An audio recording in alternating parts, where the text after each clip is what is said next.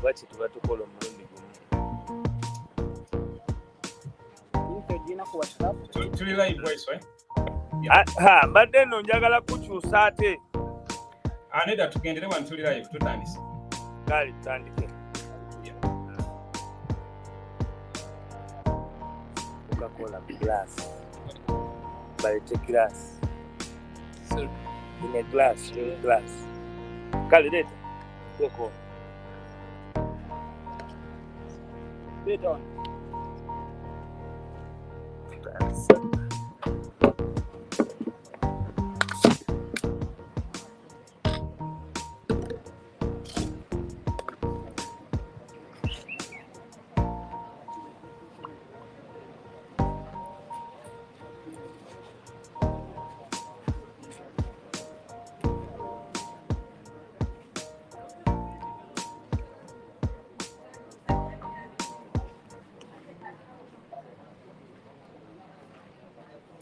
Hello everyone, thanks for joining this program. Actually, this is the first episode of this show, and the title is 45-minute show. It will be featuring different categories of people discussing specifically the socio-economic and political landscape in this our country, Uganda. Of course, in relation to the journey our generation embarked on, and that's none other than the journey to freedom, the journey to democracy, the journey to rule of law, the journey that actually all sane Ugandans should embark on and don't tire until we reach the final destination. And today, on the panel, we have the outspoken leader from the National Unity Platform. That's none other than Alex Waiswa Mufumbiro, who also doubles as the deputy spokesperson of the National Unity Platform and the deputy spokesperson of the People Power Movement this afternoon.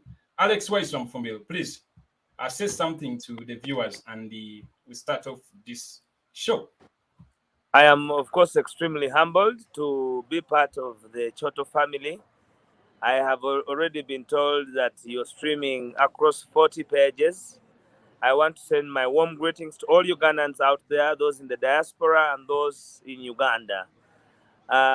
We are back home here in the struggle, of course, as usual. Uganda is our motherland, and it is always humbling, whether it's during the week or on the weekend, when we are out there speaking about how best we can make it better for all of us and equal. So I am extremely humbled. And of course, I want to wish you, my brother JB, a belated happy birthday. The busy schedule made me miss it, but it is humbling that we are growing, because the more we grow at this, is the more desired the experience we shall deliver to this country. So I thank you, and I want to thank you also for your resilience, your commitment to this struggle. You're doing a great job. You inspire many of us back here home. So I want to thank you and thank all members of the Choto family for availing me this opportunity to discuss with the world. All right, thank you very much. Alex Waiswa, in brief, just 2 minutes before we start off this show, how has been your week? Wow, hectic. Hectic. Of course, we are faced with a lot of fighting.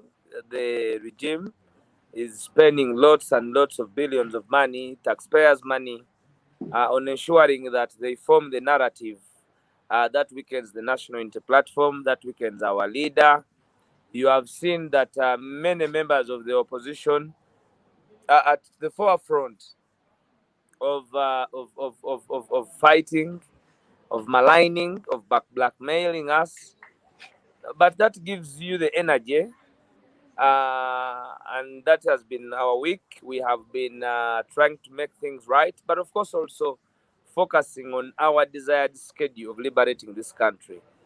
A lot of the diversionary antics done by the state are geared towards driving us off the rail on the formalities and the formidability we are creating and enhancing to having a stable and resilient force against the dictator.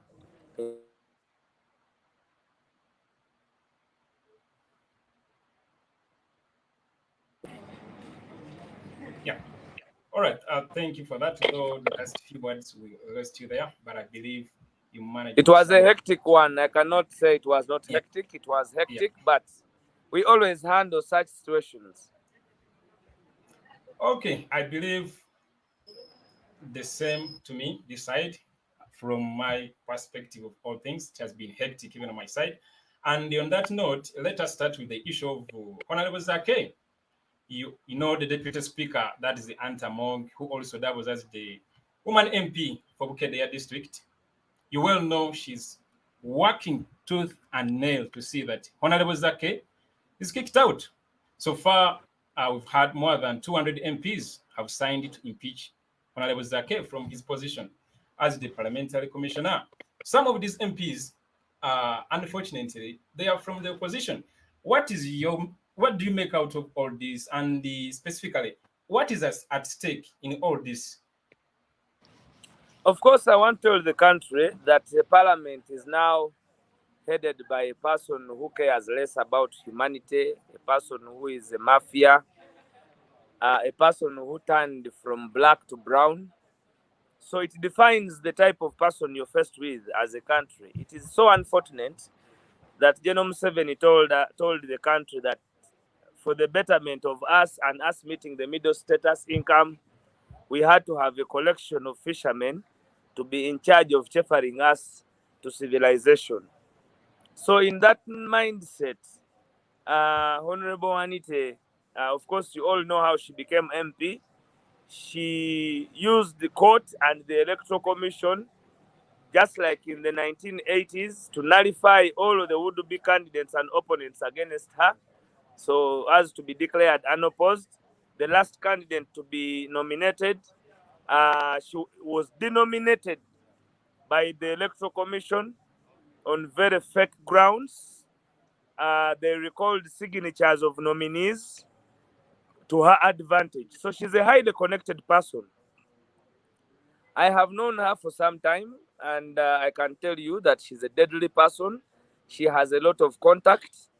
At one time, this is a story of another day, but at one time, she even fixed a corruption contact with with the deputy chief justice at Communications House here. So she is a lethal and brutal individual who I think by definition and by advantage, she will struggle to see that she defeats us in this thing. But I want to tell Ugandans, one, if she succeeds with the mob justice of parliament, because of the mob numbers that they have, we Zake will remain in parliament. The reason why they are fighting Zake to leave the commission, I want to tell Ugandans that this commission is where allocation of responsibility and budgets to parliament is managed and handled. So Zake has had the privilege to know the corruption uh, and the bribery in that committee. He's a stumbling block to the things that Madam Anita wants to do in that committee. She wants to use it to her advantage, and Zake has been a stumbling block because of what he stands for, the values he stands for. That is why the other day she was even trying to show that they have reconciled. I want to tell Ugandans that she wants to use this as a form of intimidation because Honorable Zake refused to cow down and negotiate with the dictator. All of us are on that punishment as Ugandans. If you don't want to agree that the country is in good hands and you say it is messed up, they will definitely treat you like Zake. Ugandans should not be shocked because you know Zake's ultimate penalty given to him by Genome 7 is death and torture. So if somebody has been tortured and beaten to pulp and death, you cannot be surprised that even that position is holding, that he was given by the people of Mitiana and the National Unity Platform, because that is not Anita's position. That is a decision of the National Unity Platform, because it is the National Unity Platform that decides who's supposed to be the commissioner. Now, what if tomorrow we say that Zake is supposed to be the leader of opposition? Because these are just positions. We can say reshuffle tomorrow and say now, instead of Zake being a commissioner, let us make him our leader of opposition. What will she do? It does not need our approval. What if we make him the chief whip?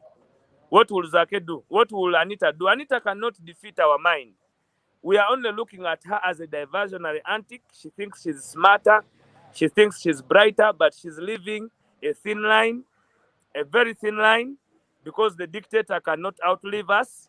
She will definitely be here after the dictator, and we are telling her she will be liable of all the wrongs she has done to Ugandans. She's responsible for very many things, and some of us have put her to book. We only await the day we shall interact and have an opportunity to put her to the nation and tell the nation who she really is. She has quite a machinery.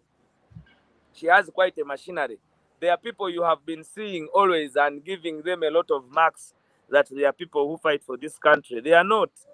The PR department, all of them, all those who are working with the dictator, people we must put to shame when time comes. But of course, Honorable Zake is formidable to the fact that if they want him to leave that position and they have the mob justice on him, they can do the mob justice. But Ugandans have the ultimate answer. And as I have said, we can determine, these are just positions. We can wake up in the morning and say that Zake is the leader of opposition. I don't think Anita will have a hand in us having him there. All right. So I want us to bother less about her. Let us look at her, do whatever she's doing. She's a demon in the sand.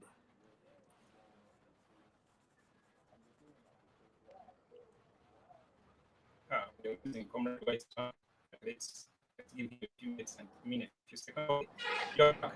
I want to interject in a little bit. When I was spreading out to this poster announcing this show, I got some questions from colleagues, and there's a question one of the comrades asked: if Honorable Zake or if Anita Monj wins, does the NUP leadership has the legality to choose another parliamentary commissioner? I want that to come from your mouth. Of course, that position is not for Anita Monj. That position is for National Unity Platform. It is a constitutional position. It is not her position. And there's nothing we benefit much about there. What they don't benefit about us being there is that we know the bad things that they're doing inside there. We are chasing the dictator. We are not chasing those small positions. So we still have the mandate to choose. And we can decide even not to choose and tell them that, take it away. But again, Alex, I want you to look into this as well. Why is it that MPs have found much interest in signing this petition for the impeachment of Honorable Zake than signing for the impeachment of Jim Huez? And by the way, maybe some people do not know, what are they choosing Jim Huez for that MPs have not found much interest? And, they rather find it in the impeachment of Zake. Can you take us through that as well? Anita is bribing members of parliament. Each member who has signed has been given 1 million. So you, of course, expect more signatures because 1 million is a lot of money. And that is the character of Anita. She's bribing MPs. MPs are taking up to 1 million. Secondly, they don't understand that this is a question of torture and individualism. The NRA is trying to get back to distorting facts of torture by introducing all diversionary antics, and that is Anita at it. And they want to show the might of their mob justice in parliament. Just like they will do mob justice on the Iyala elections, they can do mob justice on Zake.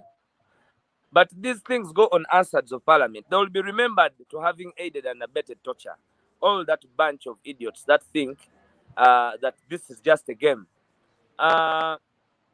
Genome 7 has said it back and forth that even if you send him a dog, as long as it is in yellow and it can be able to put up its hand, he doesn't mind. So probably the dogs have been told to put up their hands and they don't know what they're signing. I have been told that some of them have been signing thinking that they are signing Zake's petition. That is the group of members of parliament in this country that you have. Yeah, I want you to highlight on the issue of Jim Huez. Expound more on that. The issue of Jim Muhwezi, one, he abdicated and neglected his authority and role empowered to him by the Constitution. of being accountable to the lives of Ugandans as the inline Minister of Security, and also of being in charge of an organization that has been at the thrust of torturing Ugandans unprecedentedly. And as you are all aware, he has neglected and abdicated that duty. And those are the grounds of responsibility to which we members of the National Unity Platform and the opposition feel are enough grounds, are enough moral and ethical grounds to impeach him. All right. On that note, don't you think the NUP leadership in the parliament or the members of parliament on the side of the people have not done enough to convince, because this is a serious issue, the issue of torture. Don't you think they've not done enough to convince NRM MPs to sign for the impeachment of Ajim Wes? JB, I have heard many people, Mm-hmm. even those who went to school, make such assertions and deliberations that where are our MPs to convince? My friend, why are you supposed to convince somebody about torture? It is understandable. Torture is inhumane. If you're a Christian, I don't need to tell you about torture. It is inhumane. It is degrading. It is archaic. You don't need to be convinced. The truth is, we are having a bunch of idiots at the helm of legislation, and I want you to also accept that there is a lot of poverty in mind of those who represent us, that they cannot even stand for the truth. They are acclimatized, and they are so acclimatized to the status quo because that is not where they have been. It will be very difficult for them to chase what you're chasing. But the precedent we set as the opposition and as our members, because as of now, I'm aware that we have a number of 60 plus members of parliament. For me, I am comfortable of putting on record those that have stood up with the people at the time when the people needed them, and those that have decided either to keep silent or be with the dictator at the time when they were desired so much to be. For me, that is my modus operandi, and I would think it works so much. All we are doing today is to make sure that we are all at the same page to have the second thrust of this revolution. Because between me and you, we all know what it is going to take. Definitely.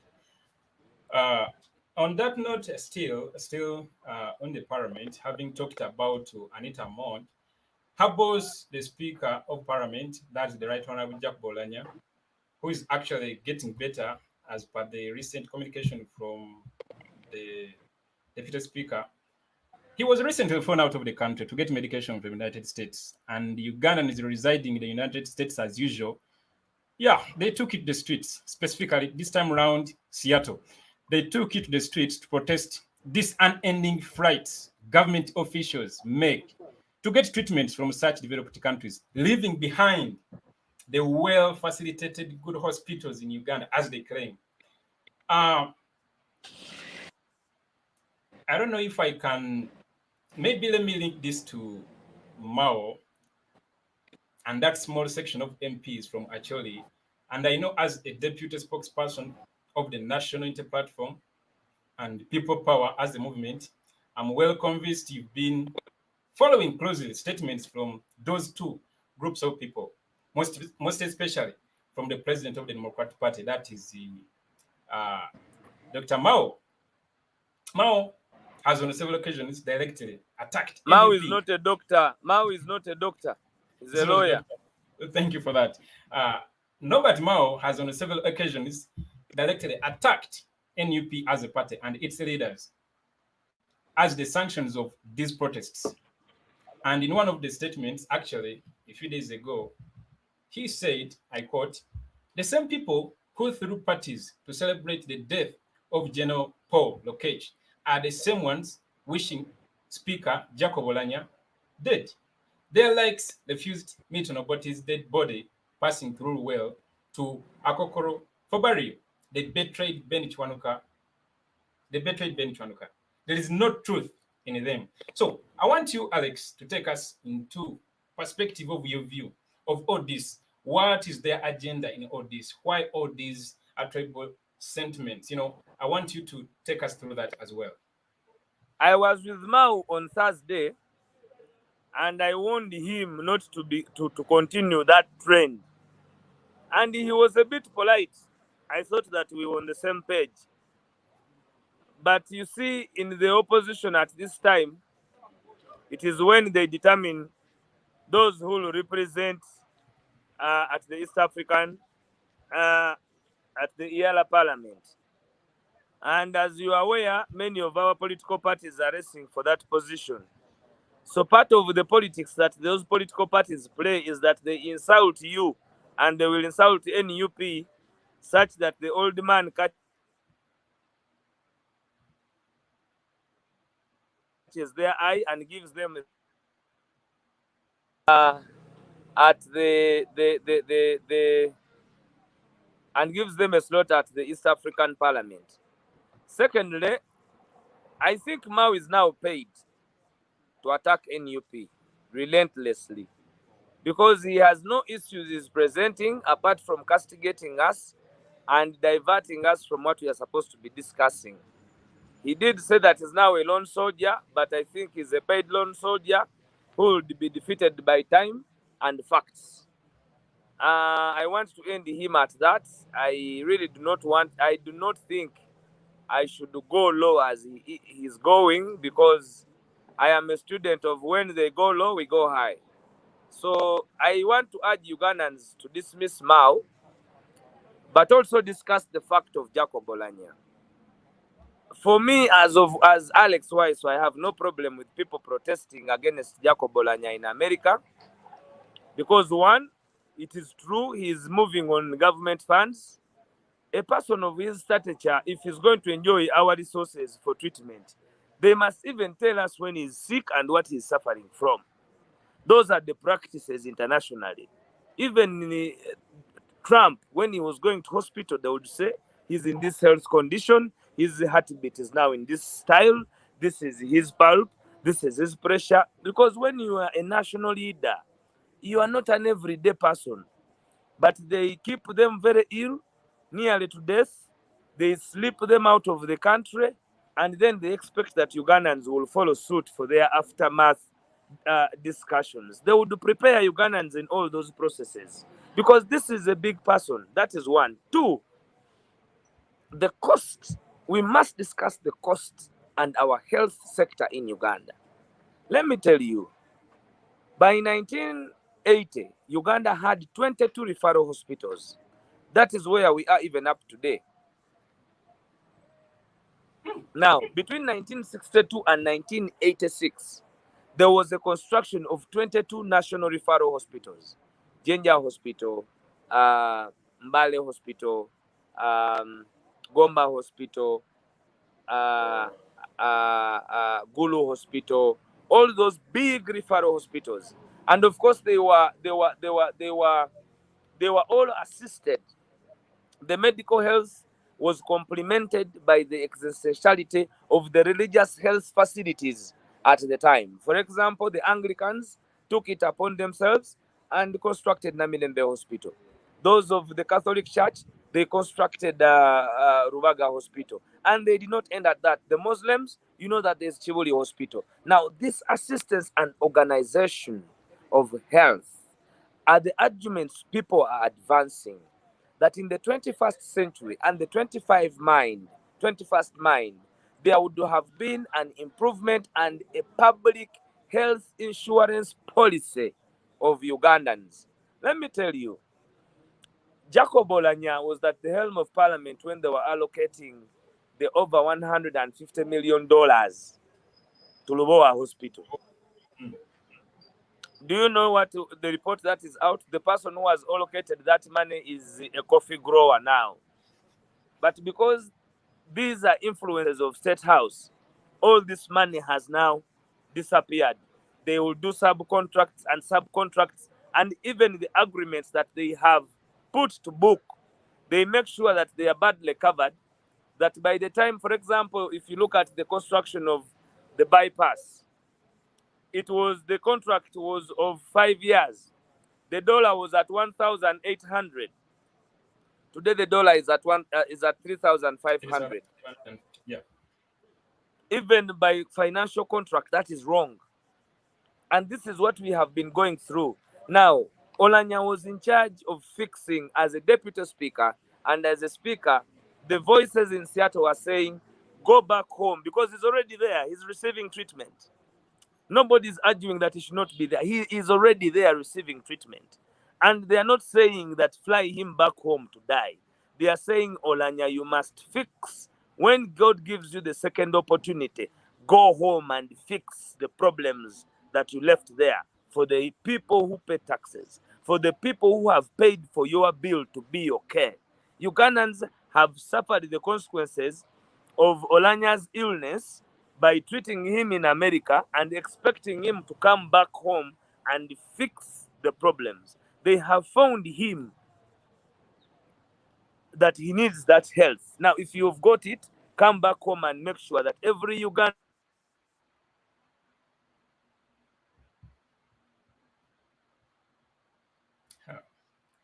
Why, so we are losing you? opportunity. It is important. Secondly, they have used the opportunity. They have used the opportunity to say that, you see, and if you look at the way Mao brings it, that we are tribalistic. We are Baganda. Alex Waiswa is Msoga. It is known, publicly known. Rubongoya is not a Muganda. Nabagabe is not a Muganda. Barbara Chagulanyi is not a Muganda. Nobian Lee is not a Muganda. I mean, but they keep on rotating that picture back. Let me tell you, Chibule Ronald, one of my good friends, there were protests in America about his medical espionage in America.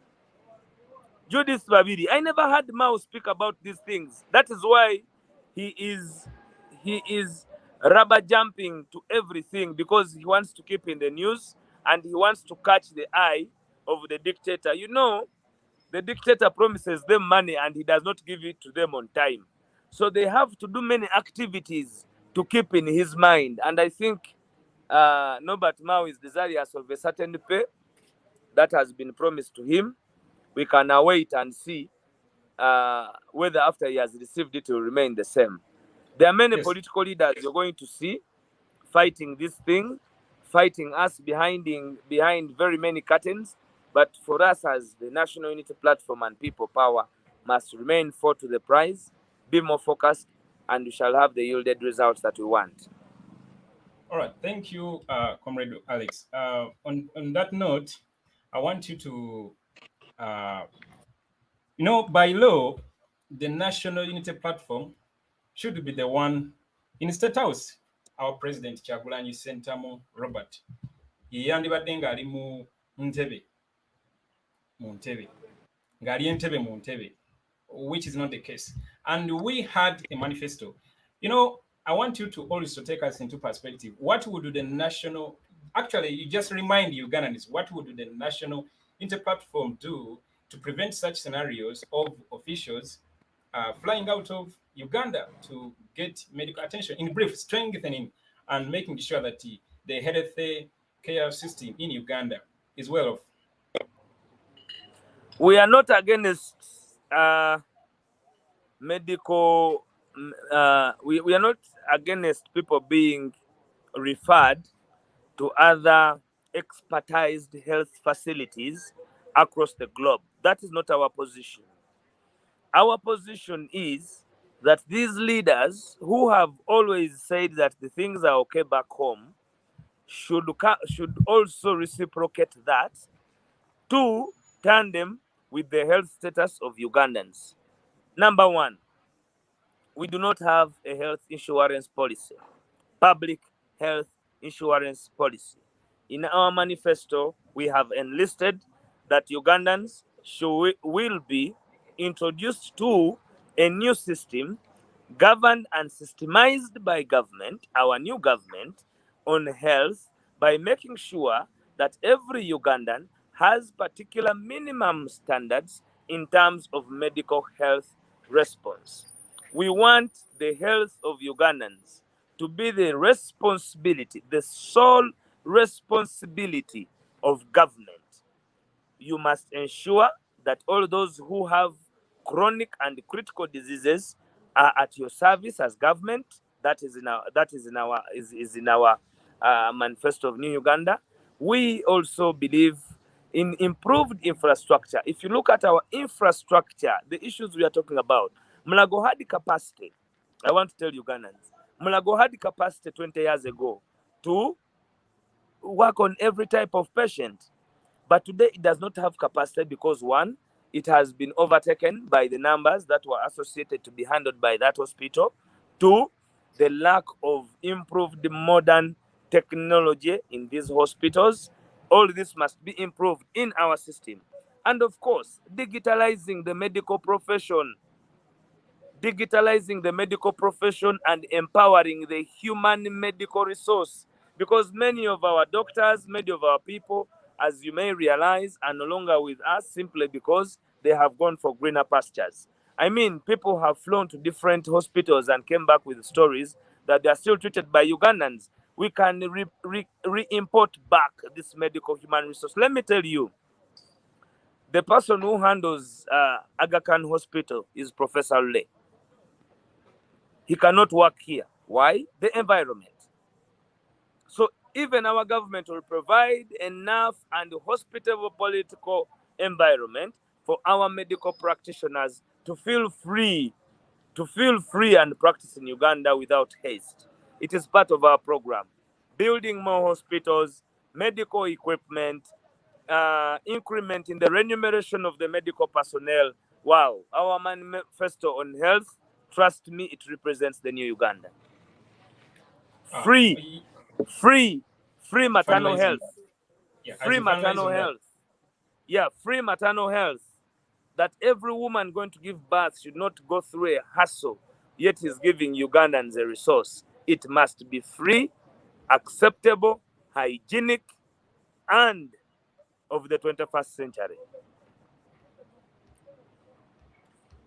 Yes, thank you, Comrade Waiswa. However much your network is a bit non-steady, but we can hear you very, very loud and clear. Yeah, we can hear very loud and clear, though the image is static a bit. Now, of course, last Friday, was it, I don't remember the exact date, the National Unity Platform, the People Movement, launched its mobilization committees for the 9 constituencies that make up Kampala district. And I saw you, preaching the message of change to those comrades. Question is, why Kampala and not other districts far from Kampala? Because many believe that people in Kampala are already aware of what to do. So, in your view, why Kampala and not the other districts from far from Kampala?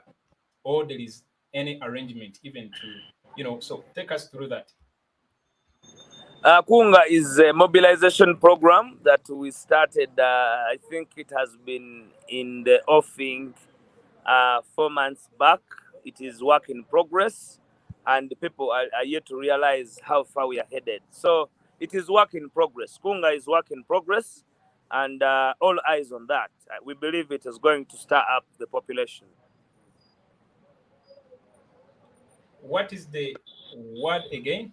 Kunga. I want you to expound more on that, being that it's something new. I would love each and everyone watching us to get it very, very right. I don't know whether you hear me. Kunga is our new mobilization strategy where we are going to pick people from the parish level to the constituency level, having 15 mobilizers per constituency, and then they will be pulled together for purposes of mobilization and re-energizing our effort to unseating the dictator. We hope this will go up to the parish level, so I don't want to expound more on that. We have been doing this in the whole country. Busoga is ready, Teso is ready, Northern region is ready, Western region is ready. We are just beginning to activate. This news only sailed through to you people, but this is work in progress. All right, let's not say much about that due to the fact that it has been work in progress. Let's just cross over to the issue of human rights violations. We've heard, we've seen, and we've experienced it physically, mentally, psychologically, in many forms. We saw how the regime's brutal arm, decorated Kakwenza's body, what they did to Comrade Maseruka from Kasese, and very many more of our comrades whose bodies were deformed at the hands of 7 security forces. Our comrades, actually, who are still in various prisons across the country, those who are missing since their abduction, the likes of John Bosco Chibalama, was abducted on the 3rd June 2019. Then we have John Damulira was kidnapped on the 21st November 2021, and many more. Of course, thanks to the NUP legal team, it has done some good work. Southerners have regained their freedom. The question is, for the case of our comrades who are still there, the likes of Segrinya Muhammad, the likes of Alan Sewanyana, and very many more, what is the significance of our MPs, those on the side of the people, boycotting parliament as one of the strategies they employed?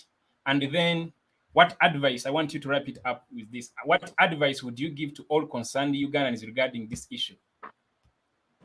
The issue of torturing Ugandans is an instilled system of this regime, of the NRA. They have used it since they occupied this territory, and they use it because they want to instill fear and inflict pain on the voices of dissent, to stop all those who would have assumption to follow suit in the length of the same, having this country free from their hands.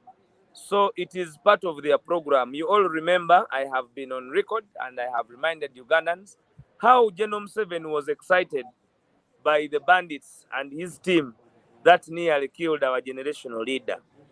So it should not be news. And I want to tell Ugandans that when the dictatorship is falling, it deteriorates to the latter. All times and all avenues where it was deceitful to the world, that it was susceptible to human rights, that it was in tandem with the dignity of humanity. At this time now, everybody knows where Museveni is. He has arrested members of parliament and allegedly denied them bail on ground that they were going to get a speedy trial. Up to today, they have never got a speedy trial. So it means that this is a deceitful person. He says, don't release them, give them a speedy trial. Then he calls that very judge, he refuses to try them. He tells them, don't try them, delay them in prison. Segirinya and Sewanyana are in prison now for over 6 months. But Genome 7 claimed that they were to get speedy trial. So you look at a deceitful person. You look at a person who is not a man of his word. And very unfortunately, these are the people in charge of this country. They will always push you to think that you've not done enough. But my brother, these people have no offenses. There is nothing enough you can do. The point is, these people do not have offenses.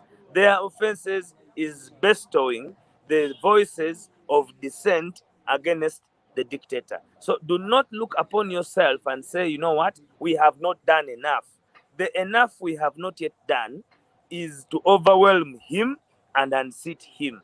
But issues of him having prisoners, him killing people, I think we should look forward to building more capacity as Ugandans, such that we can overpower him and then definitely later on observe and overthrow him. But that all goes back to our cohesiveness as a people, as a group, as a family, to our desired goal. We sometimes don't need to have a lot of numbers, because whatever he does, the torture, he does this to get back to the society, to make them hopeless and say, because if he has tortured Segirinya, now tell me which normal Ugandan would be daring against him. If he has tortured Kakwenza, if he has tortured Masereka, if he has tortured Waiswa, if he has tortured Chagulanyi, then these other people will fear to stand for the truth. That is his mindset, to instill hopelessness in the society. And also, let me tell you, today I have been told reliably by intelligence that Genome 7, they have started to teach a lesson against NUP and it being not Pan-Africanist our leader being determined to be one desirous of understanding the values of being African, amongst other things, because their existentiality is so much hinged on them being in power and passing on a dynasty leadership from father to son. So the torture that is being done is to instill fear in the public and grow the seeds of hopelessness such that they can only drive us without dissent, without anybody telling them what is supposed to tell them, and without putting up a fight. But Basanze Tulaba, we shall definitely put up a fight. Right, thank you on that. Maybe to expound more still on that, because this is a very serious issue and a very sensitive one. Like you said, Honorable Segrin and Alan have so far spent more than 6 months in prison, of which they committed no crime, political prisoners. Someone was in much need to know the significance of MPs boycotting the parliamentary sessions. And yeah, I want you to just explain that. I beg your pardon? The significance of MPs boycotting Parliament, its impact to the entire Parliament as an institution. One, it is a vote of no confidence in the legislature, because if they cannot entertain matters of those who put them in office, if they are still partisan on matters of torture, I think that was very good for National Unity Platform to be on the record of the answer of Parliament on our stand against torture. It is very formidable because the purpose of the political wing is to uplift their voices where they can. So whenever they do such cohesively, that was a sign of unity by our members. And it has hinged them big. They are doing all this, impeaching Zaka, trying to pass the mineral bill, showing that they are working. They have been doing this because of the boycott. Now, after NUP supposed to return to Parliament on Tuesday, Parliament was postponed, signed, die. This Parliament has been in recess for more than 4 times, simply because General Museveni got a stooge, a political naive stooge, to be at the helm of Parliament, and the elected speaker is ill. We don't know what is happening to him. So for me, I want to tell you that it was a hands-on, it was very positive thing. That is what we're all cramming for. And being that they gave it to us, for us, I think they are playing their part and they're playing their part well. Right. Thank you very much for explaining that very well. Just to remind whoever is watching live this show, we are streaming on over 60 platforms. Yeah, those watching from Echoto, watching from Bobby Young, watching from uh, platforms like Ghetto TV, all our platforms of JB Mwonge, the JB Mwonge TV, JB Mwonge, or JB Mwonge Radio, and then fans page, all those pages, those watching from Campfire, the ITV. Guys, just to remind you, you can write down in the comment section of those respective pages. I'm going through your comment section here, but specifically, you can maybe use anyway, wherever you're watching from, and you type in the comment section whatever you would love to ask Comrade Alex Waiswa Mufumbiro, and your question will be answered. As I wait for comrades to write down their questions in the comment section, Alex, I want us to have a chat also about the new bill that is pending to be brought into the Parliament. The one who was pushing in the disguise of regulating social media. We recently witnessed live via cameras of NTV when the one Isaac Samakandi knocked out Seleko, the one pushing this bill. What do you take of this at such a time like now, with all what is going on in the country, the torture? I want you to take us through that. What do you take of it? Seleko is a demagogue. He's a government demagogue who they have decided to use now during day and night. For a long time, they have been using him at night. And only a few of us would realize that he was not a rightful opposition person. But now, because of what happens in the country, he could no longer hold back anymore. They had to expose him. And thank God now Ugandans know who he is. I have described him before. I hope now he does not find this offensive. First of all, he would have first brought a law that stops government from shutting down the internet and denying Ugandans information if at all he was hinged on advancing communication and having any values whatsoever on cybercrime. The first convict of cybercrime is General Museveni. Alex? They switched off the internet. Today, as we speak, they are talking about social media. They want to charge people about social media, but Facebook is on VPN. The police uses VPN. The army uses VPN. State House uses VPN. Bank of Uganda uses VPN. Uganda Revenue Authority uses VPN. Museveni uses VPN. Now, which government do we have where they themselves are committing a crime? Now, somebody who brings a law over something that does not exist must be sick in the head. Secondly, we have the law of cybercrime. We are not lacking laws of cyber. We have the laws, and they are enforceable. It is those very laws that they have based on to charge people like Kakwenza. It is those very laws that Sejirinya is battling a case at Uganda Road. It is those very exact laws that man Muhammad Nsereko is representing Isma Olaxes in a case of cybercrime.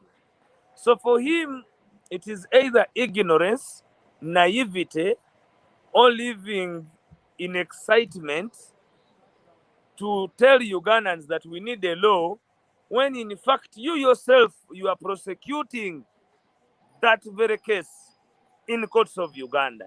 But as I have told you, there are people who have been paid to be stupid, and some of them put on ties, some of them went to school, and many of them are in parliament. So that is for Ugandans. His case is a dead one from the start. Is a dead one from the start. Isaac, It will not work. It can, there are laws that will work from jungle governments like this one, but of course we're fighting to remove this government. I am not bothered about things we shall correct in a day. Okay, let me actually ask you this as as a journalist, as a comrade. Facebook currently in Uganda is blocked. It's not active. In order to access it, you have to use VPN. And I want to be on record. I'm on VPN. Actually, I recently break the law. They threatened to arrest you for those that are using VPN. They know I'm on VPN. They know. Because even them to watch me, they put VPN. Now like this bill, because it is specifically targeting Facebook. Because Facebook, when you talk about social media, looking at no. It's not targeting social media. It's not targeting Facebook. It is targeting this. No, JB, understand. It is targeting this. It is targeting dissent. Yes, absolutely. Okay, maybe I did not phrase it rightly. The platforms through which such dissent is passed. When you talk about Facebook, it plays a very, very big role. Actually, to me, I believe that's why they had to block it and they instead open platforms like Instagram, platforms like Twitter, the other platforms, because for them you can access them, even if you're not connected to VPN. But for Facebook, it's not, because it's the most used platform, even worldwide. Etteeka lino Bukulu Nsereko lyagala okukyanga aleete, nze ku lwange ndabanga ery'obwereere ku platforms nga zino, olw'ensonga mu Uganda ziri ziri blocked. Etteeka lya kisiru nsonyi okozesa ekigambo ekyo era lireetebwa omusiru kubanga mu Uganda tetwetaaga tteeka lya kompyuta ddala makuteeka weegali era omusiru oyo bw'omwetegereza etteeka eryo lyennyini lyagamba mbu lyaleeta ali mu kkooti ng'awolereza Ismail Alexis ku tteeka eryo kati bw'aba alireeta ate lwaki awolereza Isima kati agambe bugambi basibe Isima naye abantu bangi ng'abo babasasula gavumenti okuleeta ebyo ebibeeza gavumenti mu buyinza ng'efuga abantu obumbula ng'ebamalako eddembe nze ndowooza singa abadde ayagala kuleeta amateeka yandireese etteeka eriziyiza gavumenti okugyako Facebook oba internet kubanga naye agikozesa okubuulinga abantu nze Nsereko mulabye ng'ayogera ebigambo ebinene eby'oluzungu ku peegi ye kakati naye olw'okubanga bwe bakusasula ng'olina okukola ekintu n'amagezi gali g'osigaza ng'omuntu okugamba nti naye kye baŋŋamba okusasula ate kyo kinaabeera kitya kubanga Nsereko alina omusango gwawolereza omuntu gwe bagamba nti yayogera kalebule kyokka ye agamba nti aleeta etteeka erijjawo kalebule kakati oyo omuntu bw'atyo oba oyinza okumuwuliriza so nze ndowooza musasule nga bulijjo ali ku bukunkumuka bwa mugaati bwe bunaggwaawo ajja kudda mu sensezi ze ategeere nti kyayogerako takitegeera kubanga nze buli kiseera mulaba ng'ajja ku mikutu kati kye yabawadde gavumenti yagambye egenda kutandika okujja omusolo ku babuloga kubanga bafuna ssente mu kufuna kwegamba olabira ddala abantu abatategeera abakulembera eggwanga lino naye ebyo ebimu ffe tebitumalira budde tujja kubikwataganya nga tututa obuyinza tubize mu nteeko. All right, thank you. I want to now look at the comment sections of different pages here, and they give you questions from our viewers. Let's start with the one pinned on the screen. Someone called Jacaranda Brown says, I don't know whether you can you read such? Yeah, I can. It says we have observed with keen interest security operatives similar to features. I can read very well. Oh, perfect. Yes, please. Yeah. Can you say something about that? Because the question is asking, would you say that they are indigenous Ugandans or they are from Burundi, Rwanda, or M23 from Congo, those people that put on uniforms of police, SFC, military, army, prisons, and civilian clothes, torturing, arresting our people?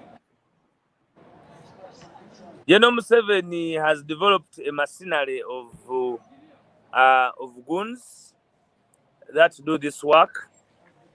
They come from his clan mainly. They are top relatives, and they are the ones at the helm of doing this because the person who recruits them is General Muhoozi Kainerugaba. So some are Ugandans, some are not Ugandans. But what we should know and what is baffling, that there is a mercenary of enforcement officers that have been trained to cause harm and inflict pain on Ugandans.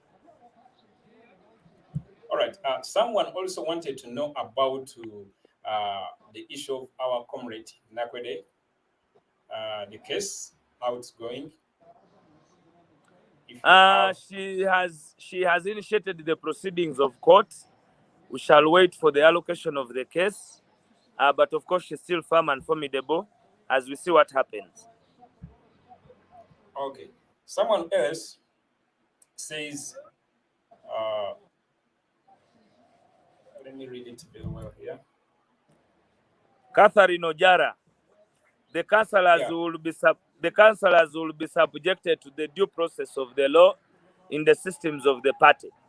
Just like those of Rubaga, even these ones will follow suit. Even if it is an MP, we have systems, we have investigating teams, we have a lot of information on them, but we must go through the processes as enshrined in our party constitution because we must observe the doctrine of fair hearing. So I will not comment further than that on that matter. All right. Another one is coming from those watching from YouTube, and someone called Sebugwao Hassan. Actually, this he sent earlier on, said, thanks for the show. My question all is done with the struggle, but why don't the next move be done by calling upon the cultural leaders to give a hand since we are all facing the same pain. But the regime, oh, I think is mentioning something to do with the involving the cultural leaders into this struggle. Well, we have involved everybody. We have involved everybody overtly and covertly. Uh, uh, Comrade Wise, so let me first pin a number here, and we receive calls from comrades who'd love to call and ask you directly because they are watching from different pages. I told you we are streaming on over 50 of them, and it is hard to go through all the comment sections of all those pages. Yeah, I have a team in the back that is helping me to pin those questions on the screen, but I believe a direct call will be better. Let me do something here to pin the number. And those that can call directly, please, I'm going to pin the number there and you call direct and ask whatever you want to ask Comrade Waiswa Mufumbiro. In the meantime, Nelson Surada says, Comrade Waiswa, how is the comrade who stand tall during the court martial? We are still to establish. We are still to establish, and very definitely, we shall have to give a report as the time he comes back. But we know that he was not treated very well.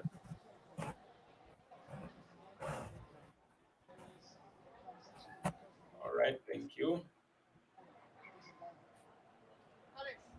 Yes, the number is there. Just call on that number, positive 256 771 815947. In the remaining 40 minutes, I would love to get questions from you guys. Call direct and ask Comrade Waiswa whatever you'd love to ask him. In the meantime, Comrade, I want you to take us through how we are going to go past the police in the process of the mobilization, because it has been their routine, to disorganize all our activities. We saw that when the president was in Lila, and then after in Mbale, and this time around, how are we going to overcome that? We have put up a system, and the system, I think, is working. It will be put to test.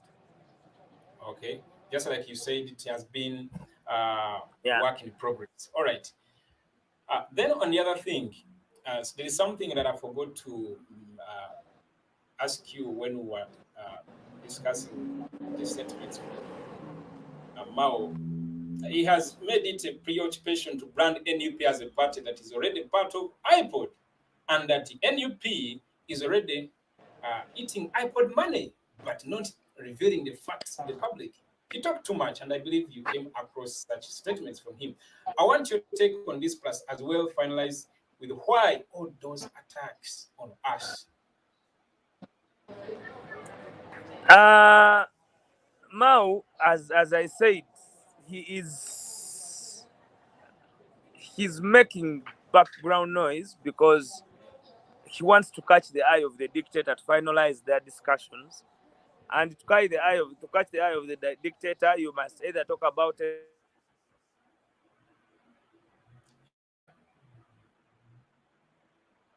Yeah, about we Bobby don't hear you. Wine. Yeah, we hear you now. So that is Mao for you. I think we should not give him enough time to discuss him because his intentions, we all know. He was non-election. He ran for that election. He did not offer results.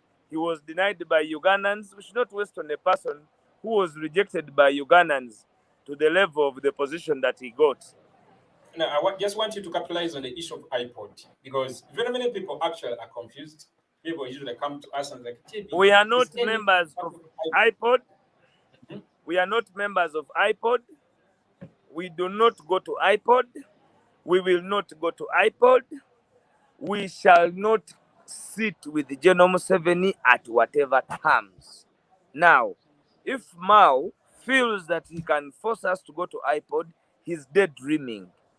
There is money in the Constitution of Uganda, that is in the Multi Party Organizations Act 1401, which says that these resources, in accordance with the numbers you have in Parliament, shall be allocated. Mao's stupidity tells him that we are running after pennies of money of parliamentary representation, and yet for us we are running to take government. We are not going to be cowed against our decision of not sitting and dialoguing with Museveni. IPOD is the inter-party organization for dialogue. It is a meeting for tea. It is a meeting for comradeship. Now, we are not comrades with General Museveni like Mao is. You have heard that they are friends with General Muhoozi. For us, General Muhoozi wants to kill us. So we shall not sit in IPOD. I have heard that they want to bring a law which says that if you're not sitting in IPOD, you do not get the funds to run your political organization. And we are good. Let them bring the law, and we shall tell them that our position then, whether we shall join or not join. We shall be judged by our actions. That we want to guarantee. Okay. There is also something that people need more clarification on. That's the issue of Comrade Maseluka. You know, Chris Waliumus recently came out and actually he said that the reason as to why they arrested the Maseluka is because he was part of ADF, and that they managed to, get all the chats, how he was communicating with them. Such an allegation isn't something very small compared to how ADF is perceived. I want you to take us through that. Did he just mention that and they left the matters there, or they're prosecuting Comrade Masoka for that? I want to tell you that that NUP and all of us are taken as rebels. We are not living a free life. Those who are not in the field of fighting the dictator can come to Uganda and think things are okay. But I want to give you from the horse's mouth, things are not okay. For us who are running against having the country free and better, for us who are having the voices of dissent. So Masereka is treated like many of those who have been arrested, like the Machete Yassins, like the Olivia Lutayas. He was tortured so badly because at one time they believe that because we have refused to talk to them, definitely.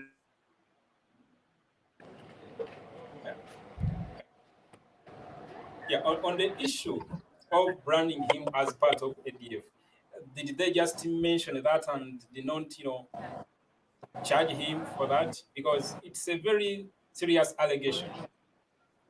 Is there any court sessions going on for the same? There are no court sessions. That is why he was released on police bond. But I told you not to trust words of everybody. I told you that Chris Wariomonsi, I did not give people the whole story. But when Nevanda died, it was in public knowledge that Nevanda had been killed by the state. Because on Thursday, before she died on Saturday, she had had a quarrel with the First Lady in the precincts of Parliament over a very serious matter. And she was later murdered on Saturday. Dr. Chris Variomonsi said, in his own words and his own record, that Nevanda had been actually murdered by the state. That was his position. And at the time, we had three doctors. There was Dr. Bitecherezo of Mbarara. There was Dr. Chris Variomonsi. And there was Dr. Onzivwa. Now, because of the matter being, it was a serious matter at the time. Because those of you who don't know, when Parliament, they had requested the Parliament to sit and discuss this matter, the recalling of Parliament of a person who had passed away, President Museveni refused, General Dictator Museveni refused Parliament to sit again, and there were allegations at the time that the then Speaker of Parliament, I hope she'll tell us the truth one time, was arrested at her home and later paraded before the military council in Rachtura to stop her from recalling Parliament to discuss Nevanda. Now, we needed to have a sample to South Africa to be sure with the report that she had actually been murdered. So the people that were interested were two, Dr. Onzivwa and Dr. Baliomons. The disturbing thing was ate bagenda okusanga akanyama Baliomons bw'amala okawa Onzivwa. Onzivwa nate bw'atuuka ku airport Entebbe ng'amaze okukiriyalinga. Ate Baliomons yali amaze okunegotiatinga ne gavumenti nga banaabaliddemu olukwe n'aloopa Onzivwa jeke baagimukubira ku tamaka Entebbe. Ontegedde bulungi. So kati omuntu nze bw'ati okuva ku olwo ekyokubiri si ye muntu gwowa si wa kigambo ki, because the medical doctor cannot at any forum bw'aba nga kituufu musawo come out and say that he can condone torture. Kya bwewuusa nnyo era bwe nabigasegasse ne ngamba nze oyo sigenda muddamu kubanga nzijukira ebyafaayo. All right, thank you very much for that. As we wind up this show, I'm just calling upon whoever wants to make a call. I believe I have a caller here.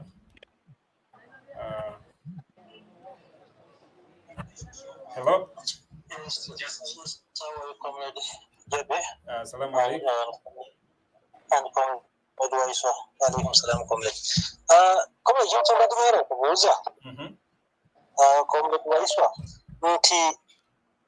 Singa basajja basuuza honorable Zaka ekifo ky'obwa commissioner, can't we, the NUP as a party, reappoint him on the same on the position? What is this here from Ghana? All right, abadani you know.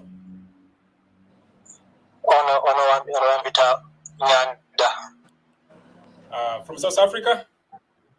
Yes, please. All right. Banda bilinya South Africa. Mwebale kubeerako. Comrades abali South Africa. Yes. I believe Comrade Waiswa ekibuzo kiwulidde bulungi. Agambye nti singa parliament wininga nejjawo Zaka tetusobola kuddamu ne reappointing ku kifo kyekimu. Ffe tetutunulidde reappointment, tutunulidde kati obumenyi bw'amateeka bwa Anita Among. Bwe tunulidde era tujja kubwanukula mu kiseera ekituufu ng'amaze okuyisaawo by'alowooza nti byalina okuyisaawo. Okay, wali wano mulala abadde akuba during the other call, kamale omudire tulabe kyadde agamba.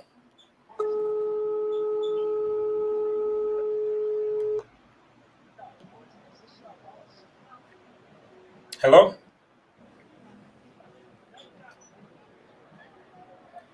I think on a comrade in a network challenge. Network challenge. Okay. Guys, don't call direct. A number, just call on WhatsApp. Only WhatsApp calls. Just make call on that number. I have it here with me. Ogenda kuyitamu comrade mubuuze kyonna kyonna kyeyagala mubuuza.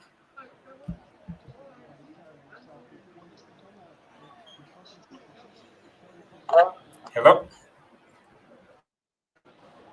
Yeah, thanks for hosting, Mufumbiro. Welcome.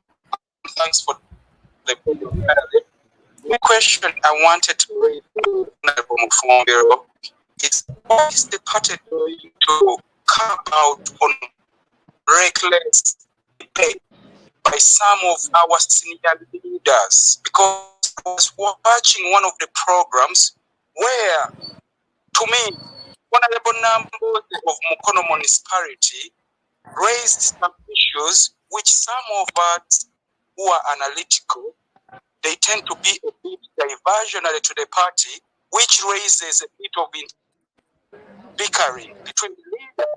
For example, he raised an issue that leader of opposition Matthias Mpuga in parliament, he came up with a decision to censure Honorable Jim Muwez of NRM, the Minister of Security. But after assertion was that the topic was just brought to them, they had not discussed it. All they could see, Honorable Matthias Mpuga was saying, we're going to put up the books, people should sign, you can take the books to your constituencies. So we are saying, what is the doing to harmonize some of our big personalities in the party, because we are not trying to gag up their freedom of speech in terms of representing their views, but I have witnessed that some of our leaders at senior level, this was an example of Honorable Nambos, whereby she was saying, oh, the problems of FPP before shouldn't be repeated by National Unity Platform. So Honorable Nambos, she's trying to assert that National Unity Platform needs to sit with the red card. So we are saying, what is the party doing to harmonize such reckless and diversionary discussions in the media from some of our party senior leaders? Because to what some of us supporters, we are digging some holes in some of our leaders. We are saying, are they really following the method of our party? Kwegamba twebuuza abakulembeze bano abamu nga bannambooze lwaki bwe babeera mu media tebatradinga the same route ng'abakulembeze nga Honorable Waiswa Mufumbiro, Secretary General, President, ebintu bye baba boogeddeko naye ate bo ne baleetawo discussions ezaabwe, debates. Kino nga twakiraba ne ku Honorable Abedi Bwanika yakola n'agenda mawulire ne yeeteerawo emboozi ye. So tugamba, what is the party doing to harmonize our PR and disciplinary, so that if a leader goes to the media platform, really, we are not trying to break their freedom of speech, but at least they should walk the same path as our party person, as our president, as our secretary general, other than for them,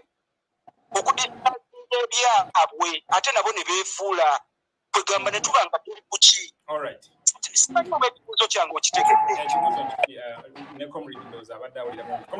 Do you hear the forum very well? Banaye ekibuzo nkitegedde era nkinotinze bulungi. All right.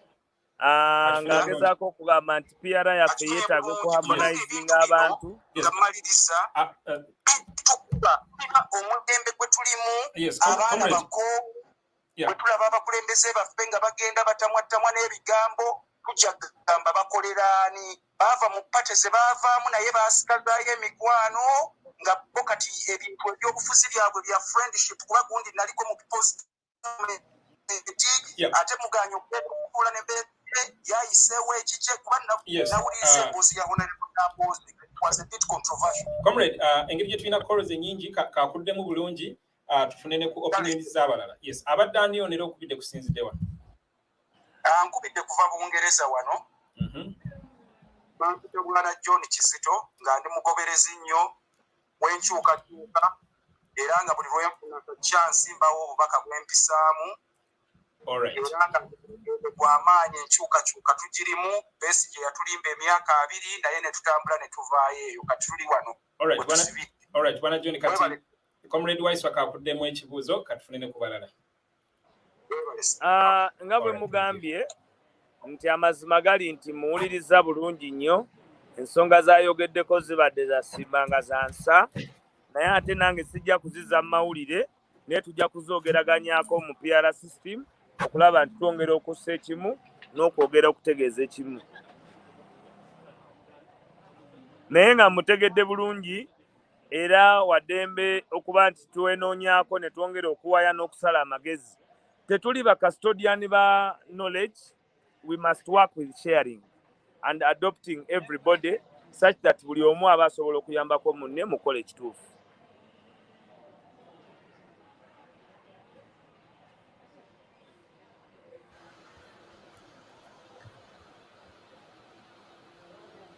Hello? Okay.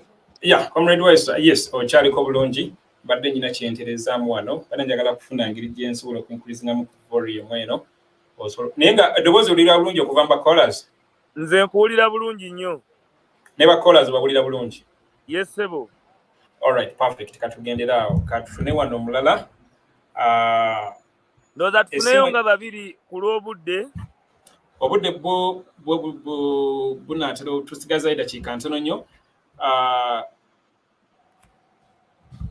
kamale okulaba wano kujja kyagamba kujja omugezi alina kyagala kirabika okubuuza oyo mumanyi ayokya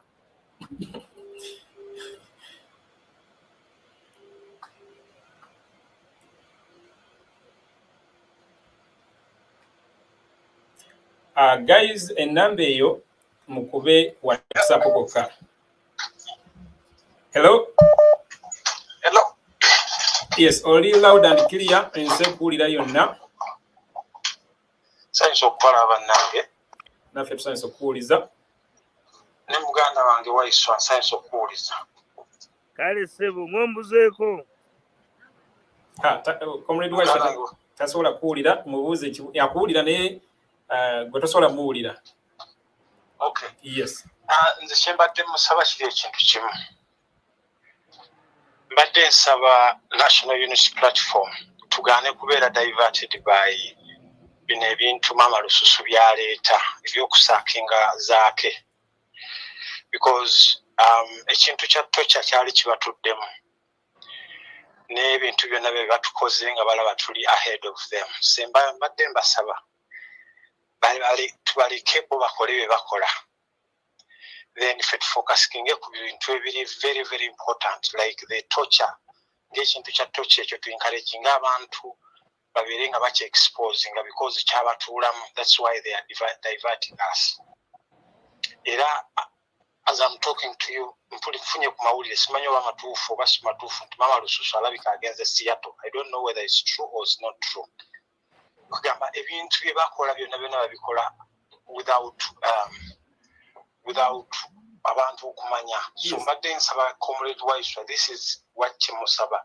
Bagende maaso nga bafocusinga ku bintu ebiri important. All right, thank you. Ekyazaake bakiveeko. All right, webale nnyo katufuneyo wano ku mulala. Hello. Comrade Jeb. Yes, mpulira bulungi. Ani ono era okubidde okuva wasebo? Nkubidde kuva wano South Africa bwaiwange. South Africa. Bali kubeera kabi South Africa. Yes, tuline comrade Waiswa, olina ky'omubuuza, olina ky'omugamba. Tulina comrade Waiswa tumwagala nnyo muganda waffe. Muganda waffe w'ejjinja ne tumwagala nnyo manya. Asinga abaganda otegeera. Alina abaganda basinga otegeera. maama wange Wakobe yogera mpola. Ekibuuzo sooka omubuuza ekibuuzo kuba bangi wano bali wano bayitirivu nnyo nnyo baagala okubaako kye bamubuuza. Ekibuuzo kye mubuuza jasa ekibuuzo kigenda sembayo naye nga Waiswa tumwagala nnyo cowboy waffe. Ekibuuzo ekisooka obeera ekisembayo. Bakitatuweera ku mbwa zino ze bayita zinsereko. Ensereko yazituweera ku level, embwa ze bayita zinsereko zimawu. Bakitayongera n'azituweerako ku level. Ezo zituyitiriddeko ennaku zino. Alright, akufunye bulungi era nsuubira agenda kuddamu. Katufuneyo ku mulala wano webale nnyo okubeera kabe South Africa. Tweyanziza nnyo mukama waffe. Kale sebo. Comrade Waiswa South Africa muwulidde bulungi mwagala nnyo nange nkutumidde nnyo.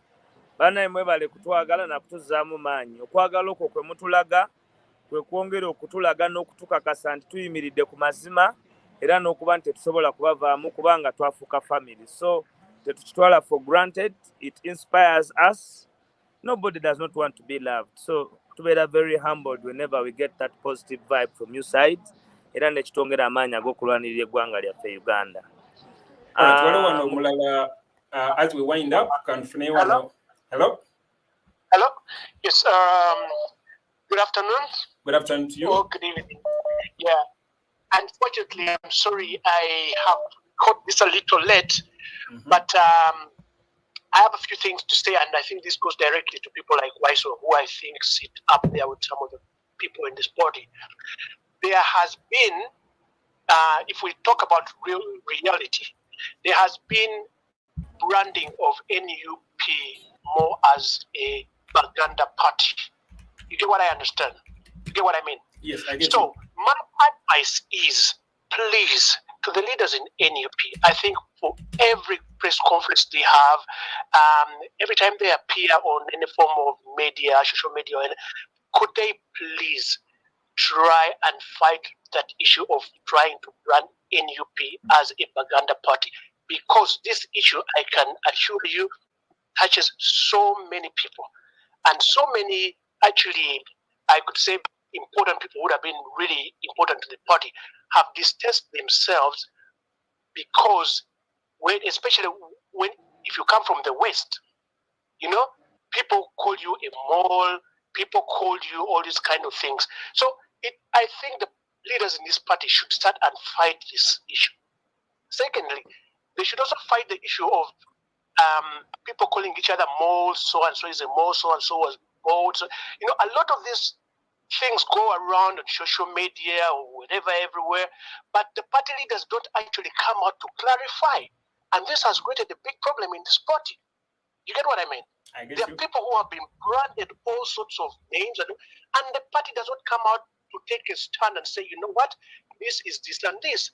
And because of that, there's been a lot of enmity. I'm sure you see people fighting each other, especially in the diaspora, saying, you did this, you're more, you're this, you're that, And a lot of people come around social media, doing Facebook Lives and all these things, and they connect themselves somehow to the party.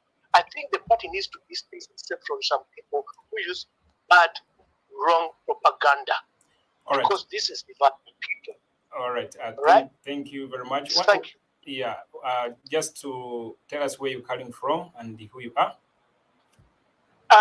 For some reasons, I really wouldn't want to disclose so much, but I'm calling from Norway. No. It's fine. It's understandable. Yeah. All right. Comrade Waiswa, I believe you've gotten the message very well. Someone from Uganda is seriously calling, and I think this should be the last one, and we'll wind up this. But I believe the network has been disturbing him. I've been trying to receive him, but he doesn't go through. I can tell you very many people are calling in. If I showed you my screen, the missed calls here, that very many people want to ask you questions. Very, very many. I believe people have burning questions. Unfortunately, the time is always not enough. And unfortunately, it is failing to connect, as you can see. I believe let's wind up this with the last caller's request. What do you say about that?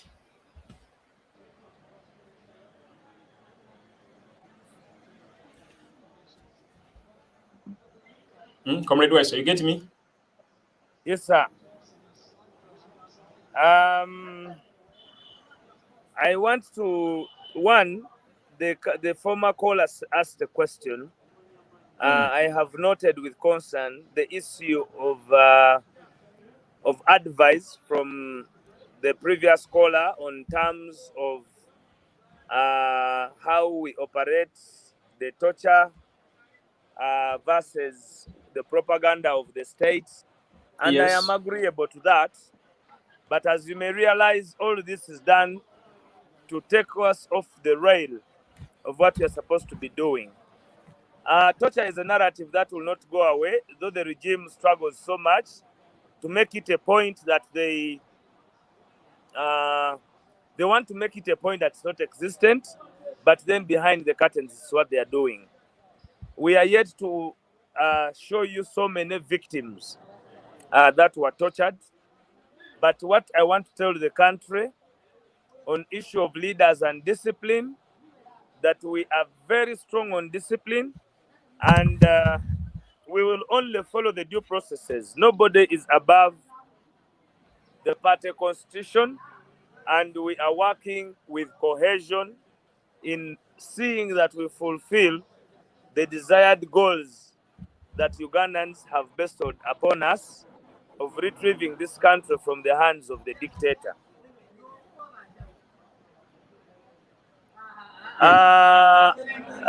Secondly, we are not diverted.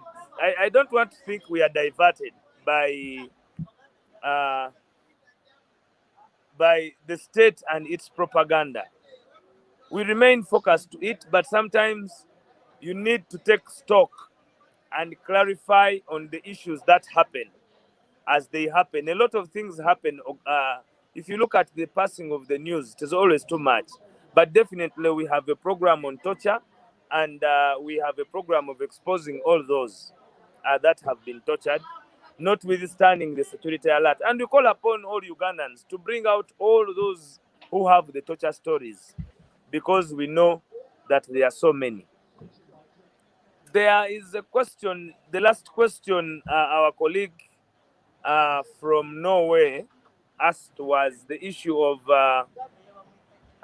the party putting up with, it's getting out of my mind. But his question, the gentleman from Norway, if you may remind me, JB, it was about the last question.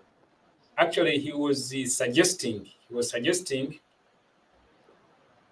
it's getting off me as well, but he was suggesting, it was not actually a question, but it was a suggestion. And it's very unfortunate I can't get it. I wish he could come back. We would give him time, because I had a very good response to it. Or he could please find me on my cell and we discuss about the same. First hold on. Bate njagala ku kintu ky'obutwa bw'Abaganda baffe, ku kintu ky'obutwa bw'Abaganda baffe, waliwo eddagala b'Abaganda baffe bonna kati bonna tutegeeza nti Abaganda baffe bonna bajja abava mu makomera si bajja okuta baabatadde. Actually, I have remembered my brother. Comrade, first wait. Okay, first finish with that, and I bring you this one as well. He was talking about the issue of tribalism, and how we have been, the party should take up a step of that. I can tell you, we are not tribal. We have come out to say that. We have come out to it is even by division. By vision that you see who we are. But of course, you cannot stop this state propaganda, because they have to come after us. Yeah. Okay, first continue. So it is a big job to do, and we are doing it. Of course, many will want to take us off what we are doing, but I can tell you we are always focused right there. He was suggesting that every time we do such kind of press conferences, maybe we find a way how we can work it out. And we always do, even by representation. If you look at the members who are always around, even by even by reality, we are one of our values is that we are inclusive. Is there any other strategy that can be employed to maybe figure out how we can work it more than maybe having conferences at the party premises, maybe visiting other regions like in the West? Because I have a colleague, he's from Western Uganda. He paid me a visit yesterday, and he was narrating to me how there is still more work that needs to be done in the West. Is it something in program, NUP visiting or doing such kind of press conferences and pressers from different regions of the country? Of course, it is easier in Kampala, because that's where our headquarters are. And disseminating information from the center is very easy.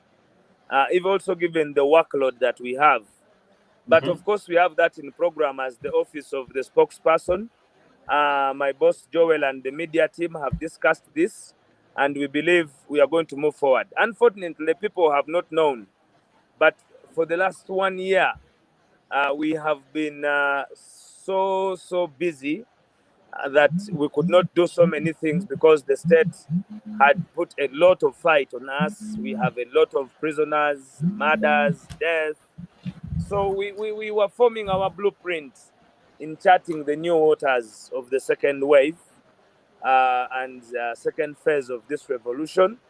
We believe that will move, but we also look so much forward to empowering our people from wherever they are, such that they can have the same energy in matters concerning what we stand for, in matters concerning our beliefs, our core values, the drifts. I talked about the drifts. I can see the class monitor here asking me to teach about them. I told you that our values are discipline, reliability, inclusiveness, fidelity, and service. So that is our principle. That is our value. That is what we stand for. And it is always important that we discuss that. All right. Someone, comrade, before you go, I know we are left with the very, very little time, but let me just get two more people. Someone here is 20 years old and he wants to talk to you. But let me first bring someone here from, I believe, South Africa. Hello. Hello. Yes. Hello. Hello. We get you clear. Who are you? Yes, comrade. Yes, comrade Mwange. Yes. We really appreciate your work, comrade. Thanks for bringing comrade Wise on the studio. Welcome. Hello. Yes, we get you very well. You are calling from which side of the world and the? I'm just around Mwange. So kakati nze nkozi ensonga gye mbanjagala okwogerako Mwange webala nnyo tutudera mwami Waiswa ssebo tusiima nnyo emirimu gye mukolera ekibiina tusiimira ddala bannange. So guys, just keep it up that good work.